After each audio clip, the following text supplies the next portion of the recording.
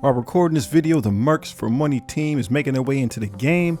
So we definitely want to make sure we get a hold of them. They're going to be the best team that you can get a hold of in the month of May. They'll help us here as well. This is in Doom. With the mercenary tag is needed to finish off these nodes. So not priority, but it'll help you finish the nodes. It help us with the payday event, I believe. So yeah, man, get those new mercs that are coming into the game. The new hotness that most of us are really trying to get a hold of is the Spider Society. So you got Noir and Ghost Spider. They're farmable. Go ahead and get them farmed up, get them trained up. Peter B, Pavita, you can't get them without spending money. Penny's coming soon, but in true Scopely fashion, they will be made available to us. So if you're just coming into the game right now, this is the team that you should be trying to work your way up, get them strong, get them going. The Sinister Six is still an amazing team.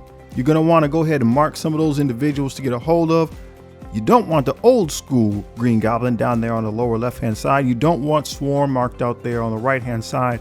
But I don't know if this team is still your number one team. I don't think that they are currently the top priority that you should be investing in as a free-to-play player coming into this game. They're still good, but I think there is another option available, and that is going to be the Extreme X-Men.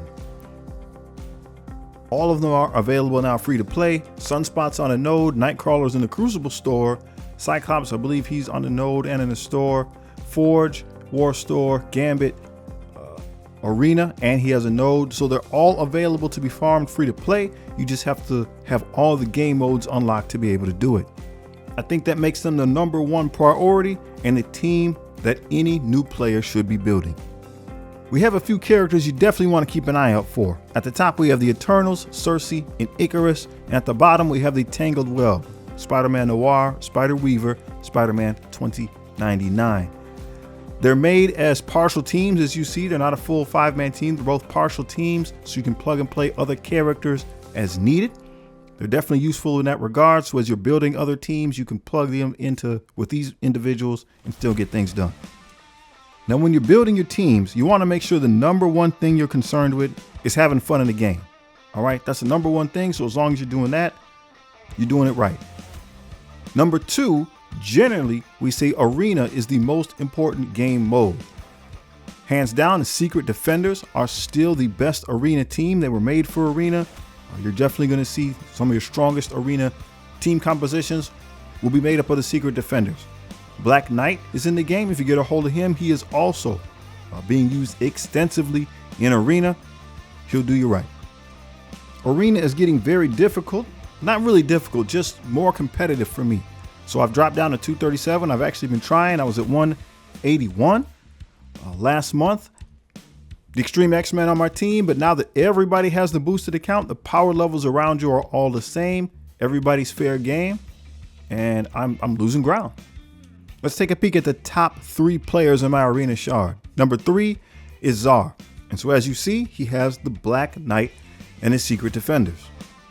Coming in the second place is Vela. She has Apocalypse, Black Knight, Secret Defenders. And still at the number 1 spot of my Arena shard is Simple Sweet Ken. So again, we see Secret Defenders, we see the Black Knight, and we see Apocalypse. So this is what it takes to be the number 1, at least in my Arena shard. That's how you're going to know what's working in your arena.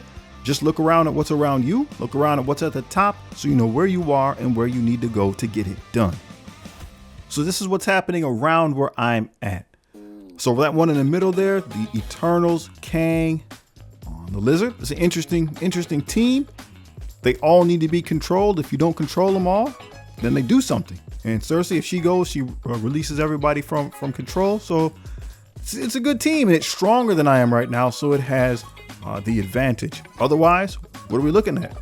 We're looking at Extreme X-Men. So I just hit the refresh button to get a different perspective. Again, Extreme X-Men, that's what everybody's got. That team on the left that Kevin has with the teal there, that's just power, right? That's just teal gear and diamonds, overpowering individuals. I don't know how it would work against Extreme. I didn't fight it, but you got 2 ways to go. You use the best team, which is obviously Extreme, or try to leverage power. I wouldn't build teams unnecessarily, but if you have somebody who's stronger, you try to leverage that power for your advantage. The May calendar. So the first 3 characters we're going to get are for the Pegasus team. So if you don't have those, they're putting them in your hand. New Avengers are the next 3 characters. Both those teams are very good. They're fairly recent. Pegasus is a raid team, so this is an opportunity to get them going in the month of May. Interestingly, there is no month-long character we're chasing this month. Instead, you're going to get 50 shards of these characters as you progress. All these characters here are working on a newer team, so put them in play, use them. Hopefully they can power up, give you some star level. If not, they can help you at least put the team in play. Red Goblin and Void Knight there, for example, they're on a Hive Mind team. Those 2 characters are not farmable, so you can use them to unlock and activate that team and get it going, or move them forward as you make your way through the various game modes. The second most important mode in the game, we're going to say, are raids, right? Sometimes these are interchangeable depending on how good you can do in arena or raids. They fall 1 or 2 in your priority. So let's take a look at our raid teams, how they're doing and what they can get done. Our raids are generally broken up into 5 origins. So for skill, Spider Society is that team. They're working very well. We don't have Penny yet, but they're working very well. They replaced the Invaders. So again, if you were building Invaders, it's definitely time to stop. This team has replaced them. So focus in on the Spider Society for your skill needs and others. They're also going to be used in the upcoming Spotlight raid. We'll have to see what that looks like when the time comes. In the category of tech, Pegasus is still going to be your team, your go-to guide there. Kestrel, one of the most important characters in the game, is a tech character. If you see her, get a hold of her, unlock her, put as much power in as you can. You will not be sorry. For the mutant raids, Extreme X-Men all the way. And as you can see, we're starting to put that blue ISO on. We're trying to move up to Doom 2. Now that we've hit level 80, we're trying to put that blue ISO on. And I would just make sure that you put the ISO on your raid teams. And if you have any extra, you're going to put them on your horseman teams if you want to go after Apocalypse, because you need them in that respect. You need them on the raid teams to increase your difficulty, and you need them on the horseman teams to unlock Apocalypse. So if it doesn't fall into one of those 2 categories, I would think twice about applying Isotope 8. When it comes to the Mystic lanes, Bifrost is still the team. People are saying you shouldn't build them. I'm not going to do that. I'm going to say you continue to build until the new team comes out. Because as a newer player, you need teams. For other game modes, you need them to be strong. You were going to build them anyway. So my suggestion is go ahead and do that. Don't lose progression to go backwards and build them. However, if you already are putting power and energy into them, don't stop. They're going to do you just fine. Hive Mind is the bio solution. They're relatively new. Again, like we said before, you got Void Knight and Red Goblin that they're going to be giving you in the calendar. So take advantage of that. They're also going to be giving them to you in the month-long event. Hesitate to put power into the Hive Mind. Very good team. As an alliance, this is what we are doing at the moment. We're ranked 5,291. The Guardians are no cap, and pretty much the same, right? So we're talking about a few points difference. We were at 5,274 at last month's check-in, so we're pretty much in the same spot, holding steady with the teams we had shown. Game mode priority number 3 is Cosmic Crucible. So I can't compare what our rating was last time because Crucible was down last time we were looking, but I have us down at 24 and 5. So I think there's a problem with my math there, but we are definitely winning. So I just want to encourage people to participate in the game mode. Don't be worried about the negativity that you hear, that people, you can't beat people that are stronger than you. You absolutely can. 100%. You just gotta have the teams. So the raid teams that you had before actually will do a lot of work in Cosmic Crucible, and we'll be looking at the Crucible teams in the meantime. We went up to Silver 2, so we've been on a great win streak. I am facing some bigger dudes, but you can absolutely win, get points, and that's all you're trying to do, so you can use that currency to buy those strong characters. The newest and strongest Crucible team in the game is the Cabal. There's only 3 members. Namor is free to play and he's easily farmable, so take advantage of that. Get him maxed out. Iron Patriot and the leader, they'll be coming more available in the near future. But since there's only 3 members, you can mix them and match them. Use that to your advantage to get some wins. Cabal, best team you can get for Cosmic Crucible. New Warriors, another Crucible team, also very good. People say you shouldn't invest in them, that they're leaving the meta, but at this early point in the game, I do indeed disagree. You're going to be building Deathpool anyway, as she's going to be part of the new Mercs for Money team that's coming out. She got a little bit of a stat increase, but since you're going to be working on her anyway, you might as well put together the team, help you get some more wins in Crucible. Team number 3 are the Masters of Evil. So Kang the Conqueror, definitely want to invest in him. If you don't put any power into the rest of the team, Kang is amazing. You can use him. In addition, as we said earlier with the Cabal, you'll be able to do big things.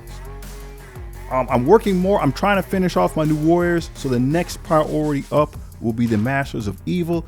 I think we just got to the point where we can start farming Absorbing Man. So we'll start to do that after we finish off our new warriors.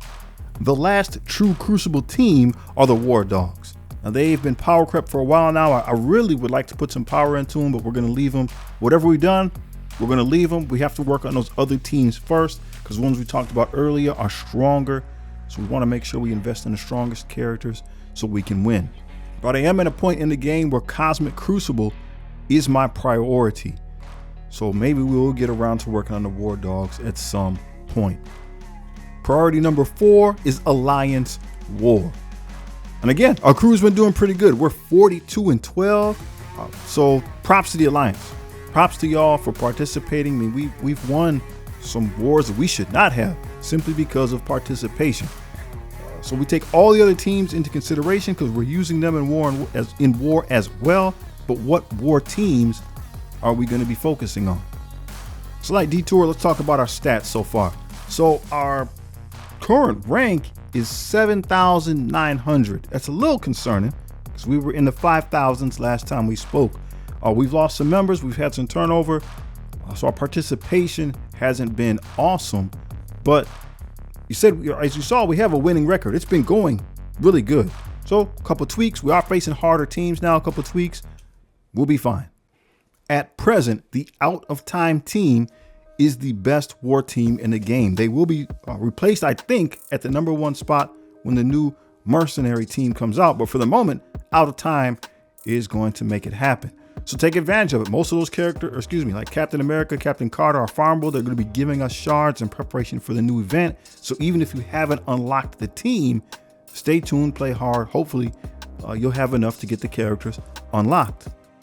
After them are the new Avengers. So again, you have you have characters in the form of Coulson and Thing that are easily farmable. Tigra, Mockingbird, they're going to be giving to you. Ronan, you can get unlocked, I believe, in the arena store. He's kind of tough to get unlocked, but once you do, right, if you get the other members first, if you get the other 4 unlocked, then circle back, go for Ronan, try to get him unlocked, just so you can put him in play. Normally right now we'd be talking about what we're doing with our horseman teams, but now I'm not sure. Apocalypse is the 3rd strongest character in the game. I definitely want him, but I don't know if it's reasonable to put power into the horseman teams. I think it still is, but I'm not going to chase it. I'm just going to kind of let it come to me, see what happens, and we'll get our Apocalypse, I think, when we get them. Now this is my account. We are now at level 80, up from 71. Last time we spoke, that's because of the new boosted mechanic for everybody. We were at 4 million power. We're now at 5.5 million power. Total characters collected, we were at 220 last time. Now we're at 240. Max star rank, we have 14. We had 11 the last time. Accounts moving forward. How about you? What's your power level look like today? So we're kind of at a crossroads here. I don't know if I can recommend going after Apocalypse. I don't know if I can tell people to go after the Sinister Six. I think, at least on my account, I've gotten to a point where it's time to pivot. It's time to change direction, go after these newest teams and just see what happens. But what do you think? I'm curious to hear from you. Make sure you're getting outside. Take care of yourself and your family. Peace.